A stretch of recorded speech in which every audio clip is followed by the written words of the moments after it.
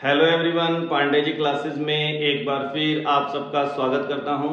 Student, आपके जो exam हैं वो बहुत ही नज़दीक आ चुके हैं और जो केमिस्ट्री का एग्ज़ाम है वो 28 फेब को आपका एग्ज़ाम है।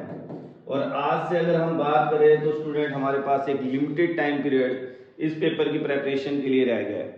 तो कैसे पेपर की प्रेपरेशन करें उसके लिए मैं आपको कुछ छोटे छोटे पॉइंट्स बता देता हूँ कि जब आप केमिस्ट्री की प्रेपरेशन कर रहे हैं तो कुछ बातों को ध्यान रखें कि इस टाइम पे आप ज़्यादा थ्योरी पढ़ने पे ध्यान ना दें।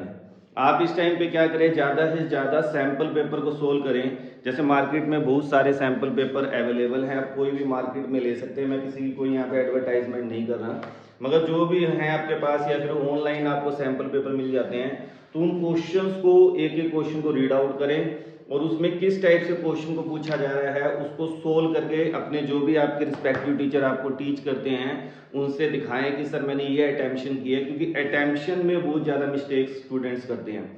तो आप ज़्यादा से ज़्यादा अपने अटेम्प्शन पे फोकस करेंगे, किस तरह से हम पेपर में अटैम्प्ट करेंगे और पेपर्स को ज़्यादा से ज़्यादा सोल्व करें। और जितने ज़्यादा डाउट्स आप अपने एग्जामिनर से टीचर से पूछ सकते हैं उतना आपके लिए क्या होगा, बेनिफिशियल होगा।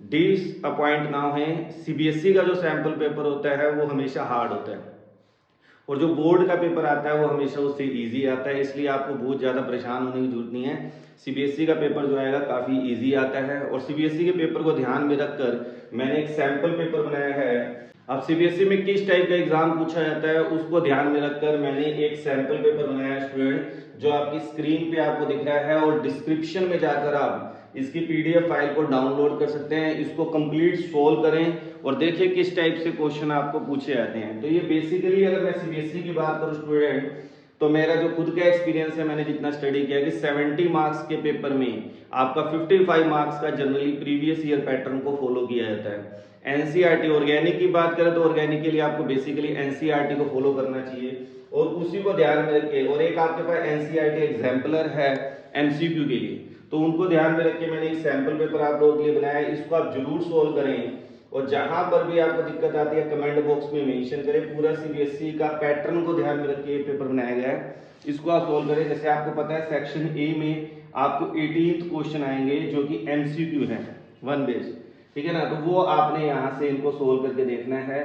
इसकी की भी मैं बहुत जल्दी आप लोगों को इसी चैनल के थ्रू प्रोवाइड कर दूंगा, शॉर्ट वीडियो के थ्रू, या फिर आप अगर कमेंट बॉक्स में मेंशन करेंगे तो मैं आपको कमेंट बॉक्स में भी आपको इसका लिंक प्रोवाइड कर दूंगा। तो ये आपके पहले तो 18 क्वेश्चन है स्टूडेंट जो कि किसके ऊपर बेस्ड है, एमसीक्यू के ऊपर। इसमें एसेशन रीजनिंग भी है, 4 क्वेश्चन आपको एसेशन रीजनिंग के आ रहे हैं।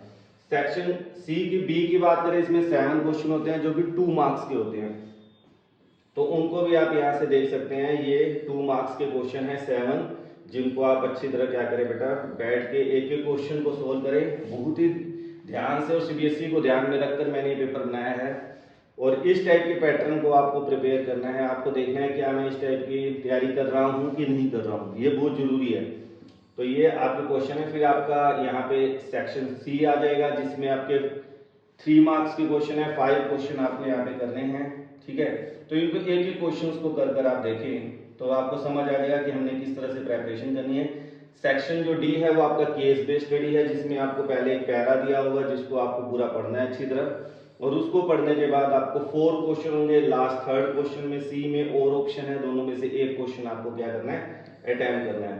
32 क्वेश्चन भी आपका क्या है, केस बेस्ड स्टडी है। इसमें पहले आपको थ्योरी दे रखी है और फिर उसके बेस पे आपको 4 क्वेश्चन है यहाँ पे ए बी सी में ऑप्शन आता है, ध्यान रखना ये ऑप्शन है यहाँ पे, इसको आप अच्छी तरह कर लेंगे।